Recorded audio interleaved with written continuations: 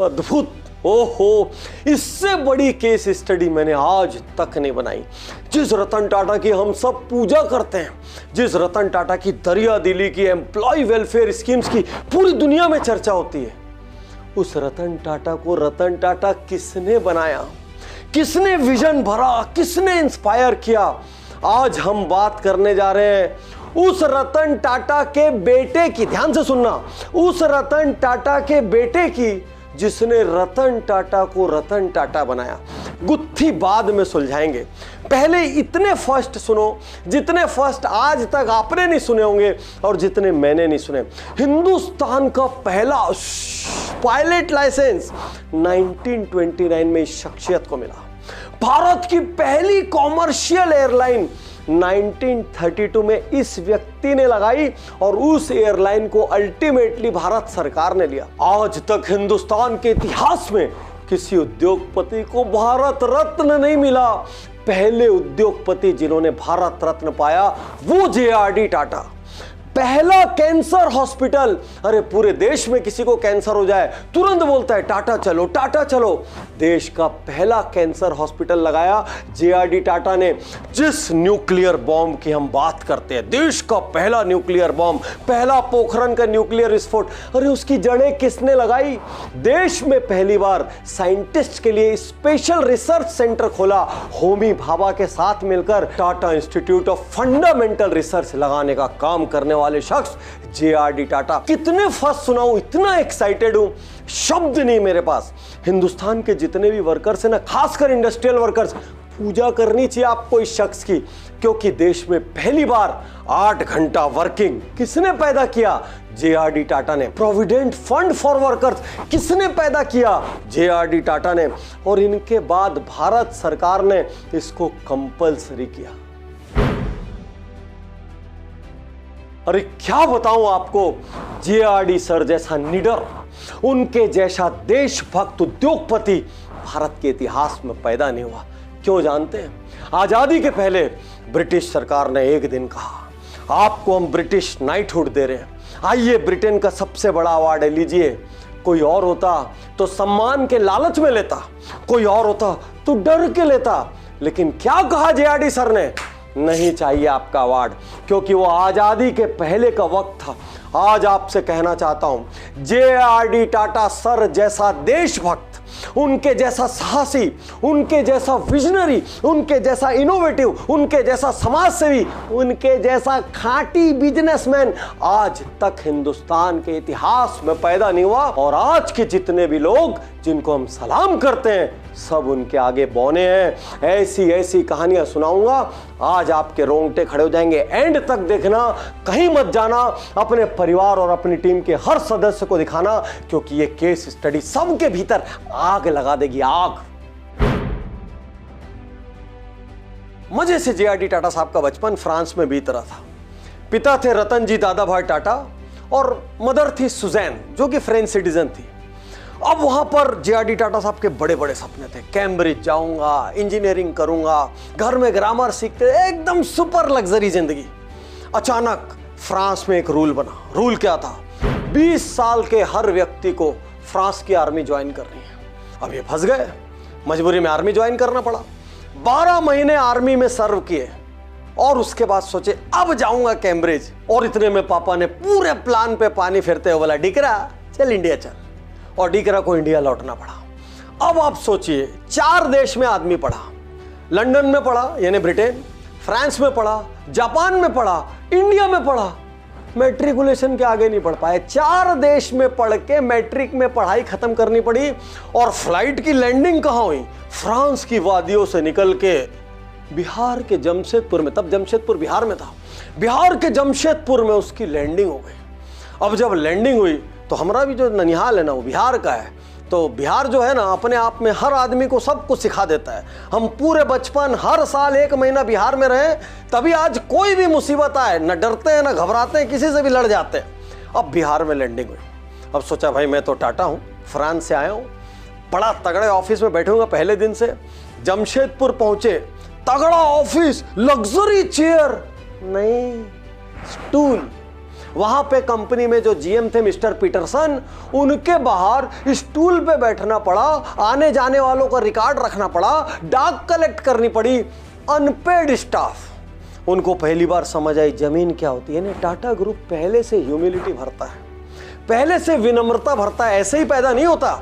उसके बाद जेआरडी साहब ने सोचा चलो भाई अब मेरा प्रमोशन होने वाला है, और गजब का प्रमोशन हुआ उनका। प्रमोशन में क्या हुआ, अब की बार उनको मिली उसी जॉन पीटरसन के कमरे का एक छोटा सा डेस्क, वहीं पर लोगों के साथ सोना, वहीं पर लोगों के साथ खाना। उससे उन्होंने सीखा असली इंडस्ट्री कैसे चलती है, वर्कर क्या सोचते हैं, टीमें कैसी बनाई जाती हैं, संघर्ष क्या होता है, पैसे की कीमत क्या होती है। और महज 22 साल की उम्र में अचानक एक दिन उनके पिता का देहांत हो गया, और जब देहांत हुआ तो मजबूरी में इनको इतनी यंग एज में टाटा सन्स का फुल टाइम डायरेक्टर बनना पड़ा, पूरे परिवार का मुखिया बनना पड़ा। इन्होंने अपनी जिम्मेदारियों से मुंह नहीं चुराया, इन्होंने बहाना नहीं बनाया इतनी कम उम्र है, अभी तो मेरे को कुछ नहीं आता, मेरी तो खेलने की उम्र है, कुछ नहीं। जिम्मेदारी संभाल ली।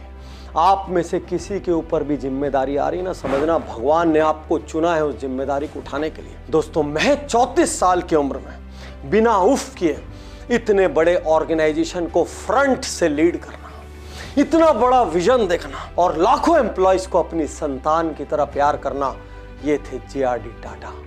आज आपसे ये कहने का मन नहीं है कि पूरा वीडियो देखना, क्योंकि नहीं देखोगे ना तो आज आप मिस करोगे, अफसोस करोगे। इतने बड़े महानायक से आपका परिचय नहीं होगा। बाय द वे, लर्निंग में यकीन रखते हो तो 300 से ज्यादा लाइफ और बिजनेस के अद्भुत वीडियोस उज्जवल पाटनी यूट्यूब चैनल पर हैं। आपका स्वागत है। जब हम अचीवमेंट्स की बात करते हैं, कौन सी लाइन यूज करते हैं, स्काई इज द लिमिट। लेकिन जेआरडी टाटा, अरे उनके लिए even sky was not the limit. इसीलिए उनको फादर ऑफ मॉडर्न एविएशन कहते हैं। समय से कितना आगे था वो शख्स। यदि आज आप प्लेन में बैठते हैं, यदि आज आप आसमान में प्लेन को देखते हैं, तो उसका सारा श्रेय सिर्फ जेआरडी टाटा को जाता है। 1932 में पहली बार कराची से मुंबई वो एक छोटा सा एयर मेल प्लेन उड़ा कर लेके आए। 1938 में जेआरडी टाटा ने डोमेस्टिक एयरलाइन बनाई। लोग क्या कहते थे, बहुत खर्चीला काम है, अरे विमान यात्रा खुद इतनी महंगी है, हिंदुस्तान में नहीं चलेगी। लेकिन जेआरडी टाटा कहते थे यदि दुनिया को मैच करना है, यदि देश को वर्ल्ड लीडर बनना है, यदि हिंदुस्तान को ग्लोबल होना है, तो हिंदुस्तान में एयरलाइंस चाहिए। और देखते ही देखते 1947 में उन्होंने इंटरनेशनल एयरलाइंस बना दी। दोस्तों, कोई व्यक्ति कितना परफेक्शनिस्ट हो सकता है। आज आप एक बिजनेस ओनर है, आपसे पूछता हूं, क्या आप अपने ऑफिस का टॉयलेट साफ कर सकते हैं, कमोड साफ कर सकते हैं? नहीं करेंगे ना। आप बोलेंगे क्या बात कर रहे हो पाटनी जी। लेकिन एक विमान यात्रा की कहानी बताता हूं। एक फ्लाइट टेक ऑफ के लिए तैयार हो रही थी और उसके कमोड की क्लीनिंग की जा रही थी। जेआरडी टाटा अचानक वहां पहुंचे, उन्हें लगा ठीक से नहीं हो रहा है। Can you believe it, JRD Tata ने क्रू के साथ मिलकर कमोड क्लीन किया। एक बार एक काउंटर पर पहुंचे, काउंटर पे थोड़ी धूल लगी थी, चारों तरफ उन्होंने देखा, एक डस्टर मांगा, उठाया, पूरा धूल को साफ करने लगे। क्यों ना करते, प्रेमिका थी भाई, ये एयरलाइंस उनका रोमांस था। और कहते जितना बड़ा आदमी हो, जितने बड़े सपने हो, मुश्किलें भी उतनी बड़ी होती हैं। एक तरफ उनकी माशूका थी विमान, और दूसरी तरफ उनके खास दोस्त पंडित नेहरू, जो बार बार कह रहे थे देश को दे दो, देश को दे दो। फाइनली देश के लिए जेआरडी टाटा ने अपनी माशूका को डाइवोर्स दे दिया। लेकिन अच्छा काम क्या हुआ, 1977 तक जेआरडी चेयरमैन बने रहे। और इस पीरियड में वो हुआ जिसको सुन के आज ऐसे देखने का मन करता है। क्या हुआ, एयर इंडिया दुनिया में टॉप 3 में आई। एयर इंडिया दुनिया में टॉप 3, ओ अनइमेजिनेबल। और अभी ऐसे क्यों, क्योंकि ये हजारों करोड़ हम टैक्स पेयर्स का लेती है, और उसके बावजूद इसके ऑपरेशंस में हमेशा क्वेश्चन मार्क लगा होता है। दोस्तों, वो सपना वहां टूट गया, वहां छूट गया, और उसी सपने को अभी हाल में रतन टाटा साहब ने पकड़ा और विस्तारा बनाई, सिंगापुर एयरलाइंस में स्टेक लिया। क्योंकि बड़े लोग जब सपना देखते हैं ना, वो कभी ना कभी कैसे ना कैसे उसको पूरा करते हैं। हर दिन मैगजीन खोलता हूं, फोटो देखता हूं, फला उद्योगपति का इतना बड़ा बंगला, इतना बड़ा विला, इतना बड़ा प्लेन, इतनी कारों की फ्लीट, इतना बड़ा यार्ड, ऐसा आइलैंड, ऐसी शादी। तो भाई जेआरडी टाटा का भी कुछ तो बड़ा होना चाहिए, क्योंकि आखिर देश के सबसे बड़े आदमी थे, टाटा ग्रुप के चेयरमैन थे भाई। अब उनका जो ऑफिस था, उस ऑफिस का हाल ये था, जिसमें सारे सेलिब्रिटी आते थे, मिनिस्टर आते थे, दुनिया जहान के उद्योगपति वीआईपी आते थे। एक दिन धीरे से सारे स्टाफ धीरे से टाटा साहब के पास जाके कहते, सर ये पर्दे कितने फेड हो गए, चेंज करा लीजिए। सर सोफा कवर देखिए फट गया है, इतने वीआईपी लोग आते हैं। टाटा साहब ने बोला देखते हैं। फिर थोड़े दिन बाद गए, सर प्लीज चेंज करा लीजिए, हम लोगों को शर्म आती है, हमारे घर में इससे अच्छा सोफा है। अब सबके खूब दबाव के आगे टाटा साहब एक बार राजी हो गए। उन्होंने अपने सेक्रेटरी को बोला चलो आज खरीदी करके आते हैं, और उनके पास परमानेंट एक लाल रंग का कैलकुलेटर रहता था। लेके बाजार चले गए, सोफे का कपड़ा देखने गए, हाँ भाई कितना रुपया मीटर, तुरंत अपने कैलकुलेटर में कैलकुलेट किया। पर्दे का कपड़ा देखने गए, कितना रुपया मीटर, हर जगह उनके मुंह से निकलता इतना महंगा, ऑफिस में इतना खर्चा लगेगा। फाइनली अपनी सेक्रेटरी को लेकर 3 घंटा घूमते रहे, जबरदस्त अद्भुत शॉपिंग की, जिसका बिल बना 0, क्योंकि जेआरडी टाटा कुछ नहीं खरीद पाए।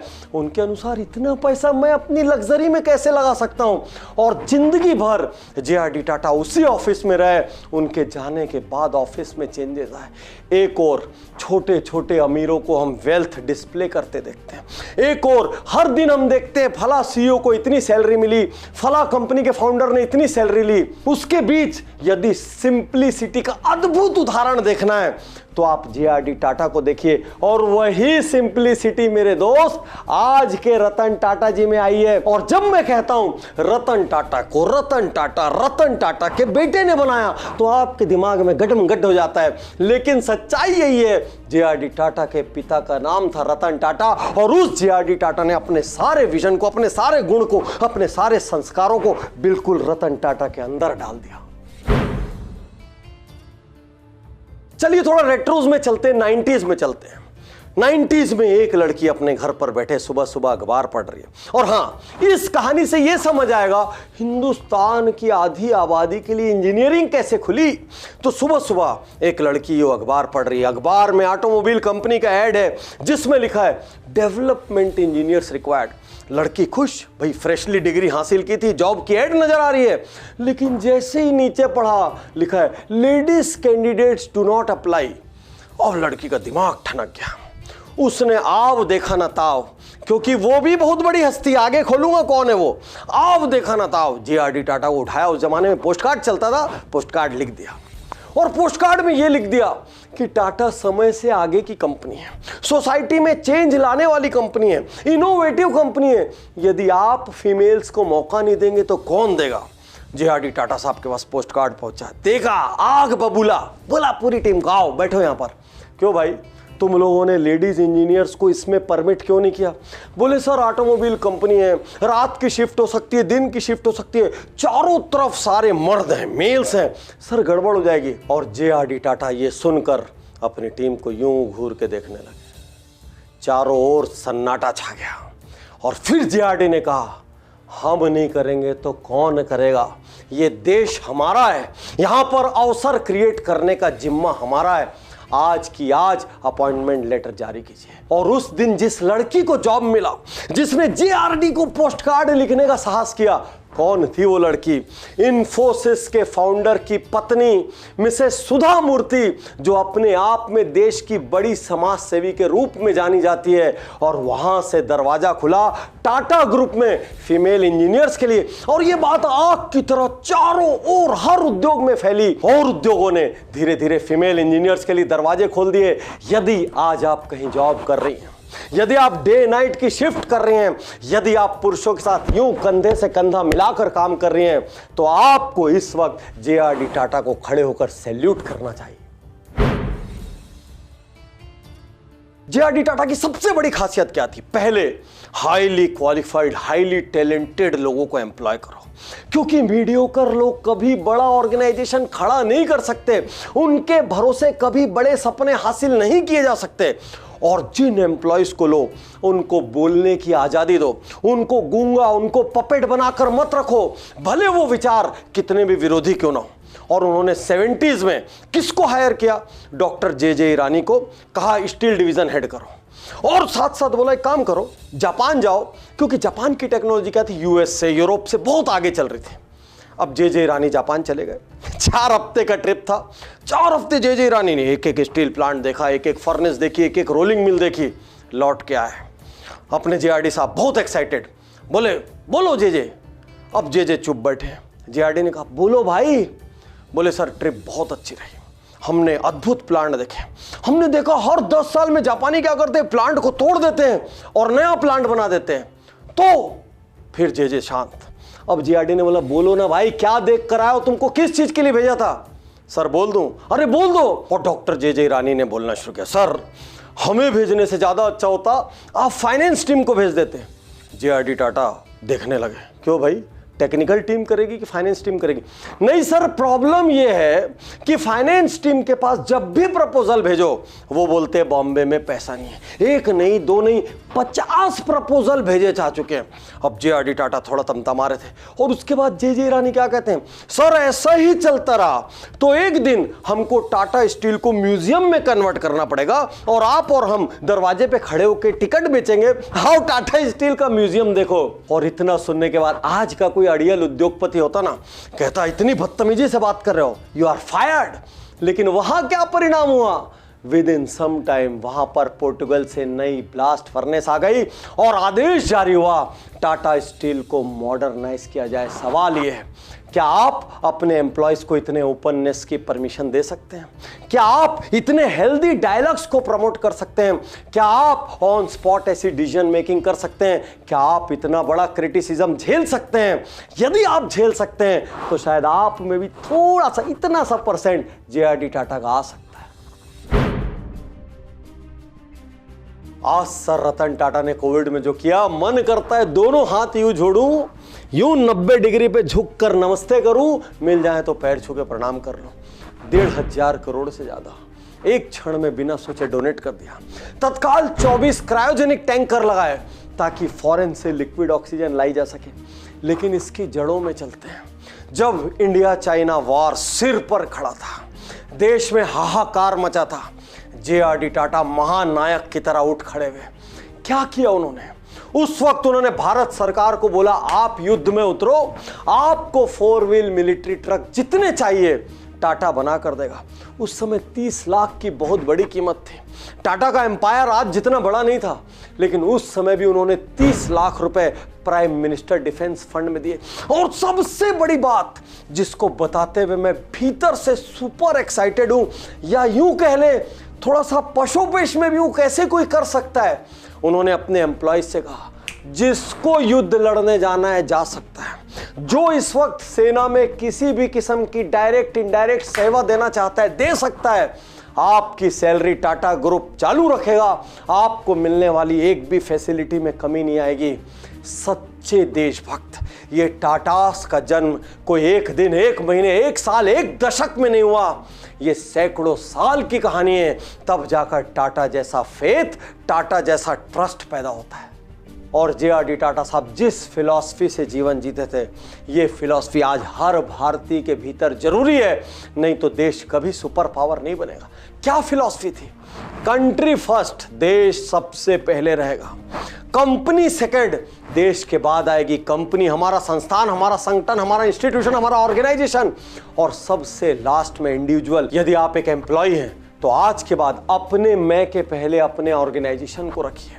अपने ऑर्गेनाइजेशन के लिए थोड़ा पेन लीजिए, आउट ऑफ द बॉक्स जाइए, क्योंकि आपका ऑर्गेनाइजेशन सक्सीड करेगा, उसी में आपकी प्रतिष्ठा है और उसी में आपकी समृद्धि है।